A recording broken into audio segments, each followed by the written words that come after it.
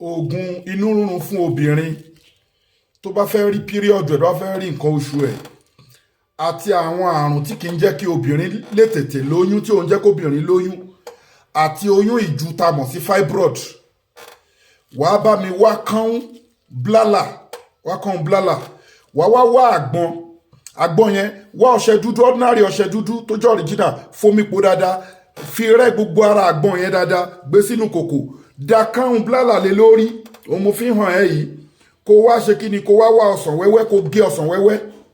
wẹ́wẹ́ lime orange kó gé wẹ́lẹ́wẹ́lẹ́ kó dà á lé lórí kó wá bu òbú tó yọ̀ kó dà á lé lórí kó wá jó tó bá ti jó wàá lọ wàá rọ sínú kékan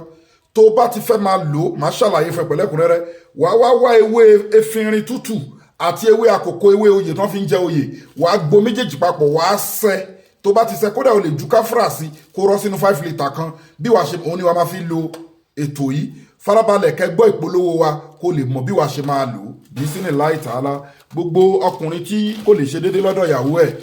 tí ìdákọ́lẹ̀ ń dà láàmú ẹ gẹ́ẹ̀tì caterpillar àti transformer àti miracle leaves tarobosa ń dà láàmú tó ní demand power nǹkan mẹ́tẹ̀ẹ̀ta tó nídìí ní obìnrin tí sọmúróró ń dà láàmú hormonal imbalance àbí sperm leakage àbáwọn infection tí ó ń jẹ́ kóbìnrin conceive ovulation problem gẹ́ẹ̀tì caterpillar ó wà effective gidi ẹ gẹ́ẹ̀tì oògùn ìsọ̀yè fún ọmọdé àti fún àgbàlagbà tó ń gbàgbé nǹkan kódà kó jẹ́ páyé ló fẹ́ kó làákàyè ẹ gẹ́ẹ̀tì oògùn ìsọ̀yè Iliam ó wà effective gidi ẹ gẹ́ẹ̀tì bulldozer met fibroid fóbìnrin tó bá ní fibroid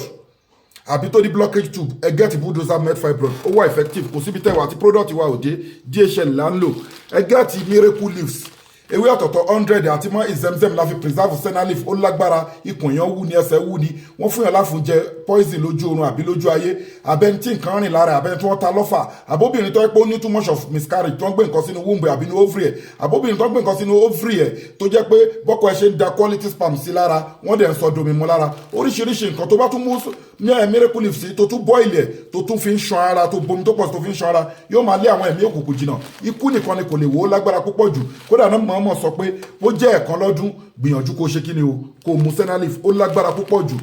kò sí nǹkan tẹ̀ lè lò fún ikú nìkan ni kò lè wò ẹ gẹ́ẹ̀tì all in one natural herb swa all in one yóò wà effective gidi cancer diabetics asthma kò sí ó ń wo more than 300 àìsàn gbogbo product wa ló wà láàlì they are all powder ó dẹ̀ wà effective gidi ẹ gbìyànjú ẹ gẹ́ẹ̀tì ẹ ó gba aláàbò kọjá scientific approved ní gbogbo product wa aláìpọ̀ ó wà scientific approved gbogbo product wa bí sí ní láì tààlà powder tó wà effective gidi ni kò sí ìlú tẹ̀wá tí product wa òde ò DHL láfin DHL product wa all over the world láti South Africa adenlo GIG logistic company láti ṣe kíni o láti deliver all over Nigeria àtúwá ní special package tá a máa ń ṣe fún àwọn ẹni tó bá ní diabetics so a ní special package tá a máa fún wọn within a month sugar máa kúrò nínú system ẹ̀ a dẹ̀ ní special package tá a máa ń ṣe fún àwọn ọkùnrin tí wọ́n máa ń mú nǹkan ọmọkùnrin wọn tó ti fẹ́ di olóògógóró tó ti fẹ́ di nuisance lórí àgbo olóògógóró tó mú kiri tó lo oògùn ìdákọ́lẹ̀ tó lo gbá tó làwọ̀ tó rí pé kò lọ tí ò lè pàfọ́ọ̀mù náà tó yẹ pé wọ́n mú nǹkan ọmọkùnrin ẹni a ní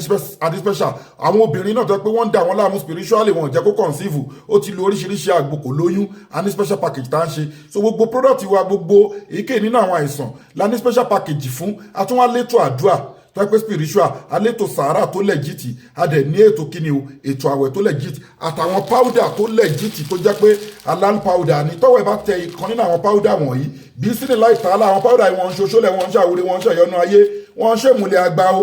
ṣùgbọ́n tọ́wọ́ ẹ bá tẹ solid barrier máa wà láàrin wa àti ìfúwọ́ ẹ̀mí òkùnkùn wọn ní access sí ẹ mọ́ bí ìsínì láì so àwọn ẹ̀mí òkùnkùn wọn ní access sí ẹ mọ́ ẹ WhatsApp wa lórí +2761295638 inali izatali ńlá ìjẹmíà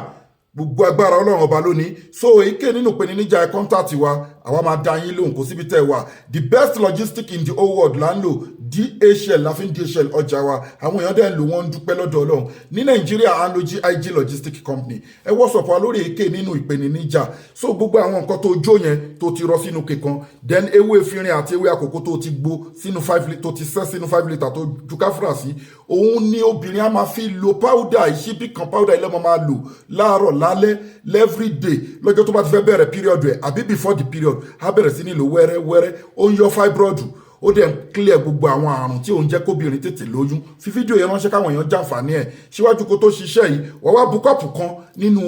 àgbo tó ti sẹ́ sínú kíní ẹ̀ òun ni wàá máa fi lo powder yẹn so síwájú kó tó ṣiṣẹ́ nǹkan tó bá lágbára kó fi sákàǹtì àwọn ọmọ aláìní account number ní fáwọn ọmọ aláìní 0123214254 account number fáwọn aláìní 0123214254 Wema Bank of Nigeria Global Dahiratu Dhikrlahi Islamic Organization ẹ fi fídíò yìí ránṣẹ́ tẹ́ bá dẹ̀ ní béèrè ẹ WhatsApp wa máa dá yín lóhùn masalamu wa ila liqa'i inna li izzata lillahi jami'a gbogbo agbára Ọlọ́run ọba lónìí Abdullahi power.